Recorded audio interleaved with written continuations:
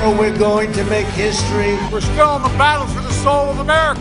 From the debate stage to the campaign trail, Get out to vote. the presidential candidates have fought their way to Election Day. Florida goes blue.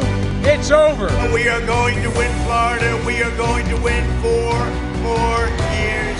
A historic election the whole world is watching. All people want America to be united again. We're doing better now than we ever did. With a pandemic taking center stage, What I see across Arkansas is a new level of seriousness. early voting smashing records nationwide, Long lines were a big theme all across the central part of the state. and mail-in ballots flooding into the U.S. Postal Service. This is the most important election in the history of our country. We're going to change the course of the country and, quite frankly, the world. All eyes are now watching as the vote plays out. This is your local election headquarters. It is election night in America, a heated election cycle coming to a close tonight. Who will lead the United States for the next 4 years? Back here in Arkansas, we've got team coverage to bring you the latest on all the races out there. Our crews standing by at watch parties across the state. Our Working For You team has the pulse on any problems voters may be seeing at the polls tonight. And joining us from our sister station, Fox 16, Kevin Kelly and Donna Terrell. They will join us in just a few minutes with a look at the constitutional amendments. Capitol View host Jay Burr also standing by in the studio tonight to break down the numbers as they come. And we'll also be joined by KRK political analyst Michael John Gray and Bill Vickery. A busy night ahead. Thanks so much for joining us on this election night. I'm Laura Monteverdi. Good evening, everybody. I'm Bob Clausen. Plenty to get to tonight. Let's go ahead and jump right in for the race for the White House. Yeah, these are the national numbers that we are taking a look at in just a moment on your screen. Here you go. It's going to take 270 electoral votes to win, 135 for Biden right now, 108 for President Trump. And it is a race to that number, 270 tonight. All eyes on that. As mentioned, electoral votes mean everything. A look right now at where the candidates stand, as you just saw there, taking a look at the map, the number of states being called. It's very interesting. I want to get to our analysts with this too, because some states are reporting a large number of precincts in, but the states aren't being called. But go ahead and take a look at that map. 135 for former Vice President Joe Biden, 115 for President Trump. Still a lot of votes to be counted, a lot of states to be called one way or the other, some on the tipping point. Taking a look at the results here in Arkansas, Donald Trump taking the state by a landslide margin. The returns show that he took, you see there, 62% of the vote.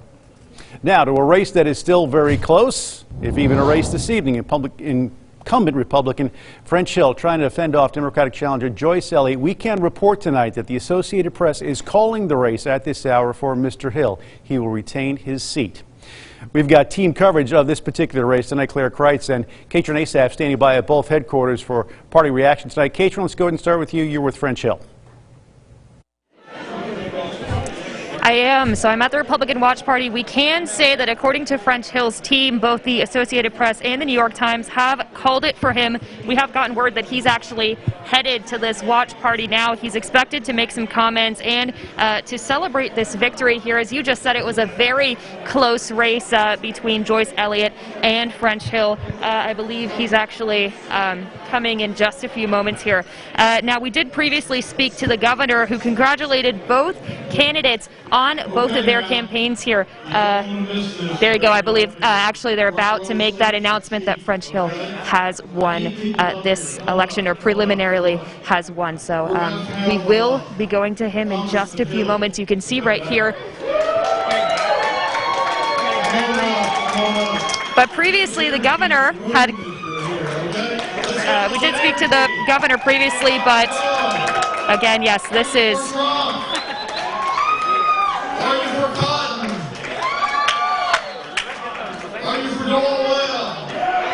This is an announcement here that the Republicans have won both the Senate, at least Senate Tom Cotton.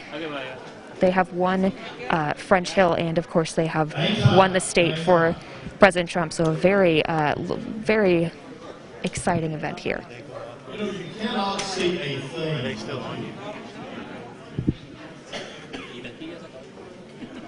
Okay, we will be getting comments from the representative in just a few moments here. We're going to be sticking with this speech right here, and we'll bring you updates as they come. But we are expecting to hear from him and his victory speech in just a few moments. Back to you.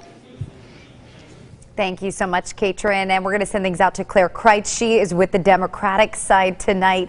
Claire, how are things looking there? Yeah, Laura, I just heard from State Senator Joyce Elliott's camp. We will not be hearing from her tonight. According to them, there's 10,000 votes in Pulaski County that haven't been counted yet. And until all the votes are counted, and those are absentee ballots, just to be clear, until all of those votes are counted, they do not want to go on and say anything and make a speech until everything is official. You know, those preliminary results showing French Hill in the lead. But again, we will not be hearing from State Senator Joyce Elliott just yet. But if things were to change, if she were to change her mind, we will keep you updated and let you learn more. Reporting live in Little Rock, I'm Claire Kreitz. Back to you. All right, Claire, thanks very much. This race was hotly contested and received some national, if not a lot of national attention. Let's bring our analysts for a quick look at how this race played out. Guys, kind of break this down from where this race began, where it went to, and how it ended up tonight. Well, go ahead, because I think, we touched on this early on with some of those early returns. French Hill kind of took that early lead. Then we saw some of the Pulaski County numbers start to come in. Yeah. And then, so you're exactly right. Well, hold on here, guys. I think we're going to go head out to French Hill as he takes the podium. Our family has been involved in over these past 6 years, and what a rewarding opportunity that's been to serve the people of Central Arkansas. I want to thank our voters for entrusting me to represent them for 2 more years in the People's House.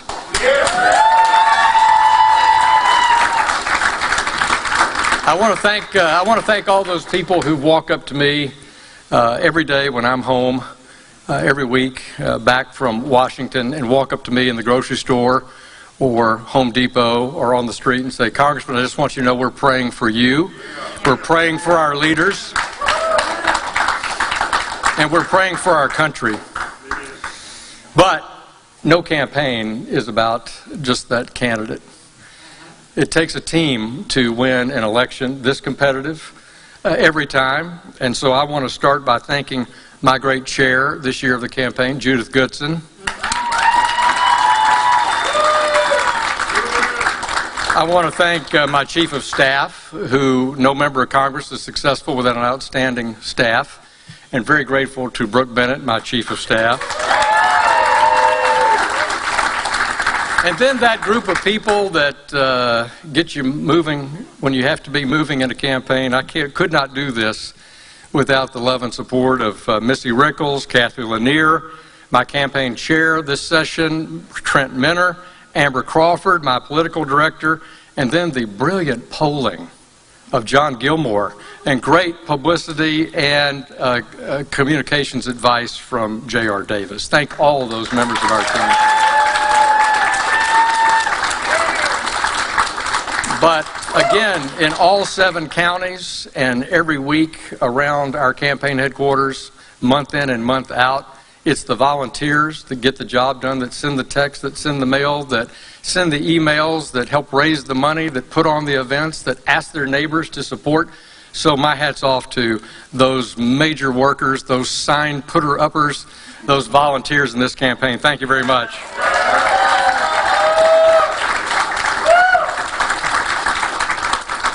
I'm blessed with colleagues that represent Arkansas, both in the Senate and in the House, and I extend my congratulations to Senator Cotton on representing Arkansas in the Senate.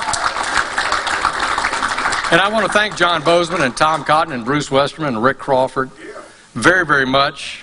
My friend, great friend from Wyoming, Congresswoman Liz Cheney, my friend Steve Womack, all the members.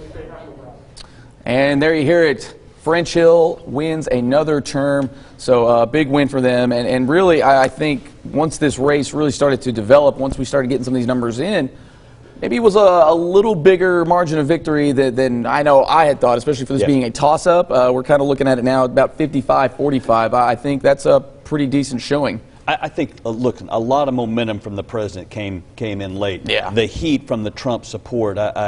I got the sense that you got a lot of folks, especially outside the city of Little Rock, who became very energized in the last 10 days and showed up to vote for the president. Even though they knew he was going to win in Arkansas, they did so with great emphasis, and they went ahead and pulled the lever down for French Hill, who he tied himself to the president in the last 10 days, and there's no doubt about it, that made all the difference in the world, I think. No, I think that's right, and I think that's what it shows. Joyce did everything right, ran a great race, raised the money, had the good organization, but the national politics play a role way more. It's not, we want to believe all politics are local, but they're not anymore. And until the National Democratic Party can get above 37, 35, 29% in the South, we're going to continue to fight these fights. Yeah, I think the ticket was a drag. There's no doubt about it. And Biden's tax plan was a drag. She was saddled with a lot of that, and the Hill campaign very strategically and smartly played that.